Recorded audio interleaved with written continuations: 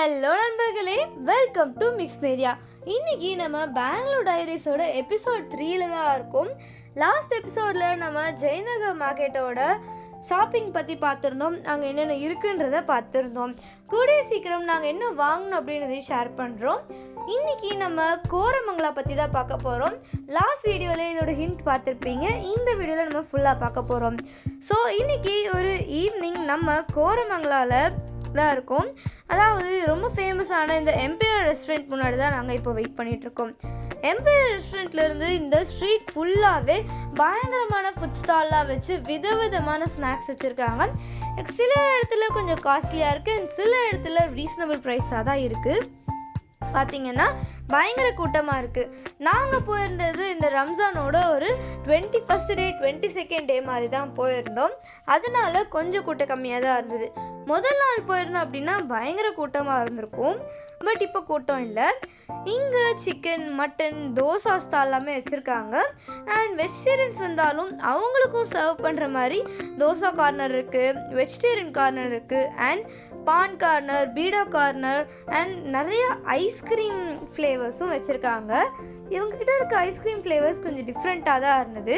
யூஸ்வலாக எல்லா இடத்துலையும் நார்மலாக கிடைக்கிற இந்த மேங்கோ, ஸ்ட்ராபெரி, பட்டர்ஸ்காட்ச் இல்லாமல் இவங்கக்கிட்ட tender coconut, black currant, red velvet, ஆரஞ்சு அப்படின்னு சொல்லிட்டு கொஞ்சம் டிஃப்ரெண்ட்டான ஃப்ளேவர்ஸை எக்ஸ்ப்ளோர் பண்ணவும் எங்களுக்கு சான்ஸ் கிடச்சிது.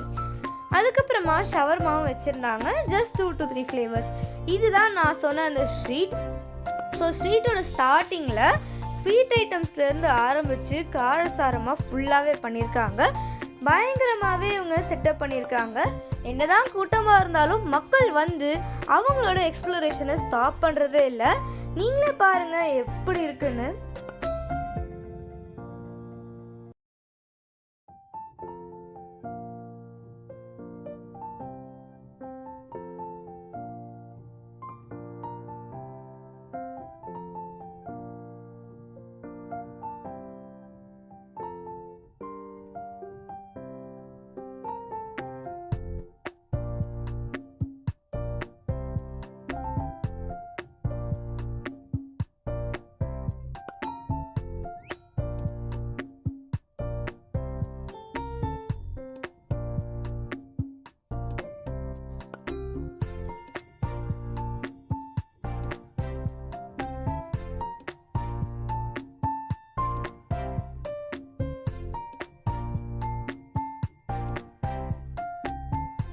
இவங்ககிட்ட இருக்கிற நான்வெஜ் ஐட்டம்ஸ்லாம் பயங்கரமாகவே வச்சுருக்காங்க. மெனு கார்டே இல்லை, அந்த அளவுக்கு நிறையா ஃப்ளேவர்ஸ் இருக்குது.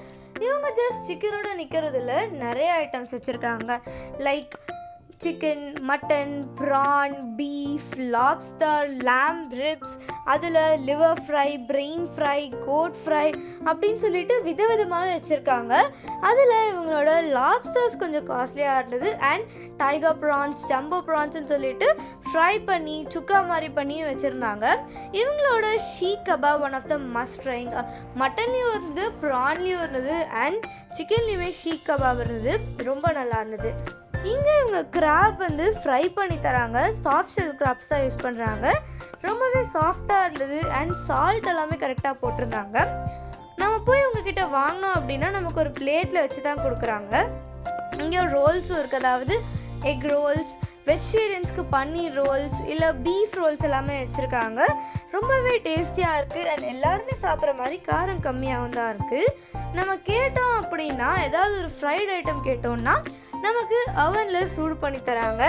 அதுவே இந்த மாதிரி ரோல்ஸ் கேட்டோம் அப்படின்னா தவாலே பட்டர் போட்டு சூடு பண்ணி தராங்க. இதுலேயும் பாவ் பாஜி வித் கீமா மசாலா ரொம்பவே நல்லா இருந்தது. நல்லா பட்டரியாக இருந்தது. பட்டரோட ஃப்ளேவர் எங்களுக்கு நல்லாவே தெரிஞ்சுது. எதுவுமே ஓல்ட் ஸ்டாக் மாதிரியே இல்லை. அப்பப்போ பாபிக்யூ மாதிரி வச்சு கிரில் பண்ணிகிட்டே இருக்காங்க. Reshmi kebab, tangri kebab, hariyali chicken விதவிதமாக இருக்குங்க. நீங்கள் வந்தீங்க அப்படின்னா ஜஸ்ட் இந்த மாதிரி நான்வெஜ் ஐட்டம்ஸ் தான் சாப்பிடணும்னு இல்லை, டெசர்ட் ஐட்டம்ஸும் பயங்கரமாகவே சேல் பண்ணிட்டு வராங்க.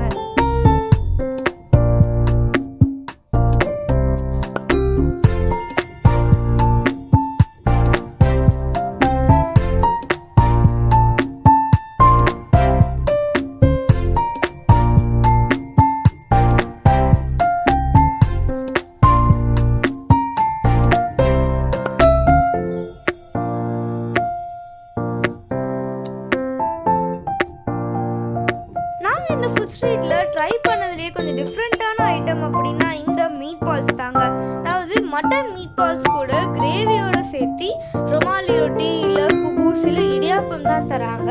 நல்ல ஃப்ளேவர்ஃபுல்லாக இருக்குது. அண்ட் இது வரைக்கும் ட்ரை பண்ண ஐட்டம்ஸ்லேயே இந்த ஒரு ஷாப்பில் இது கொஞ்சம் டிஃப்ரெண்ட்டாகவே இருந்தது.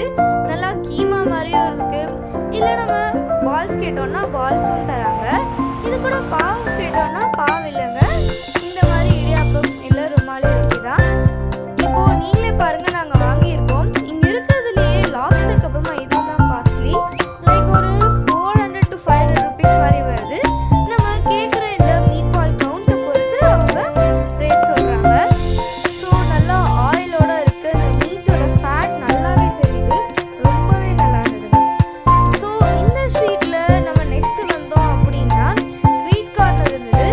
அண்ட் இப்போது இங்கே காமிக்கிற இந்த என்ட்ரன்ஸ் தான் இப்போ இத்தனை நேரம் நம்ம பார்த்துட்டு இருந்த ஃபுட் ஸ்டால்ஸ் இருக்கிற ஸ்ட்ரீட்டோட என்ட்ரன்ஸ். அதுக்கு ஆப்போசிட்டில் வந்தோம் அப்படின்னா இந்த மாதிரி ஃபிஷ்ஷும் வச்சுருக்காங்க. கிராப் அண்ட் ப்ரான்ஸ் எல்லாமே பக்கத்தில் வச்சுருக்காங்க. பட் விதவிதமான ஃபிஷ்ஷை கொஞ்சம் டிஃப்ரெண்ட்டாகவே ரோஸ்ட் பண்ணி தராங்க. டிஃப்ரெண்ட்டான மசாலா யூஸ் பண்ணுறாங்க ஒவ்வொரு ஐட்டம்ஸ்க்குமே.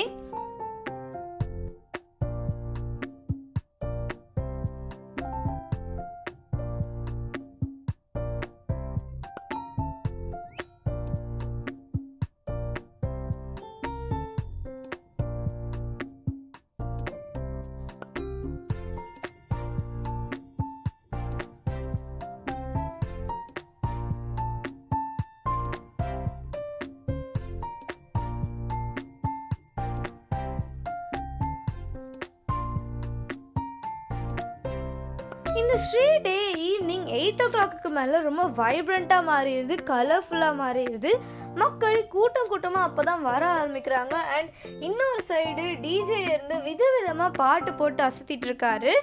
அதுக்கு பக்கத்துலேயே இந்த பான் ஷாப்பும் ஐஸ்கிரீம் ஷாப்பும் இருக்குது.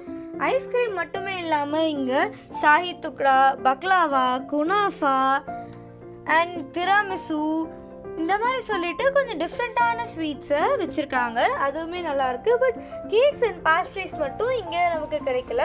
மற்றபடி எல்லா விதமான ஸ்வீட்ஸும் வச்சுருக்காங்க. சமோசாஸ், கேஎஃப்சிஸ், பீஸா கார்னர் அப்படின்னு சொல்லிட்டு இவங்களும் இங்கே வந்து ஸ்டால் போட்டிருக்காங்க. ரம்ஜான் டைமில் மட்டும் இந்த முஸ்லீம் ஸ்டால்ஸ் இருக்கும். அதாவது முஸ்லீம் மெம்பர்ஸ் மட்டும்தான் அவங்களோட ஸ்டார்டர்ஸ் இங்கே சேல் பண்ண முடியும். மற்றபடி யாருமே இங்கே வந்து அவங்களோட ஸ்டாலை வைக்க முடியாது.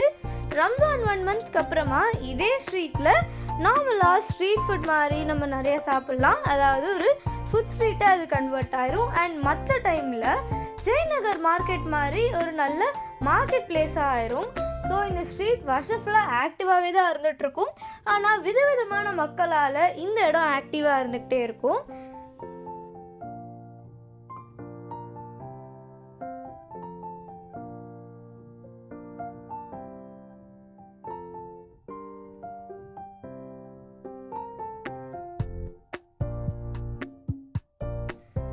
நாங்கள் இப்போது விதவிதமான sea foods and nonveg items எல்லாத்தையுமே ட்ரை பண்ணிவிட்டு எக்ஸ்ப்ளோர் பண்ணிவிட்டு வீட்டுக்கு ரிட்டர்ன் ஆகிட்டே இருக்கோம். ஸோ நம்ம பெங்களூர் டிராஃபிக் பற்றி எல்லாத்துக்குமே தெரிஞ்சிருக்கும். ஆனால் இப்போது நைட் ஒரு 10 o'clock மேலே அப்படின்றதுனால கூட்டமே இல்லாமல் ரோடு நல்லா ஃப்ரீயாக இருக்குது. நாங்கள் வீட்டுக்கு ஜஸ்ட் ஒரு 20 minutes ரீச் ஆகிட்டோம். அவ்வளோ சிம்பிளாக மாறிடுச்சுங்க. இப்போ பெங்களூரில் மெட்ரோ ரயில்வேக்கான கன்ஸ்ட்ரக்ஷன் போயிட்டுருக்கிறதுனால கொஞ்சம் டஸ்டியாகவும் இருக்குது, பொல்யூட்டடாகவும் இருக்குது. மற்றபடி பெங்களூரோட சிட்டி எப்படி இருக்கும், அதோட கிளைமேட் எப்படி இருக்குன்றது எல்லாத்துக்குமே தெரியும். ஸோ கூடிய சீக்கிரம் பெங்களூர் பக்கத்தில் இருக்கிற கூர்க் பற்றி எக்ஸ்ப்ளோர் பண்ணுறதுக்கு நம்மளோட சேனலை சப்ஸ்கிரைப் பண்ணிவிட்டு காத்துருங்க.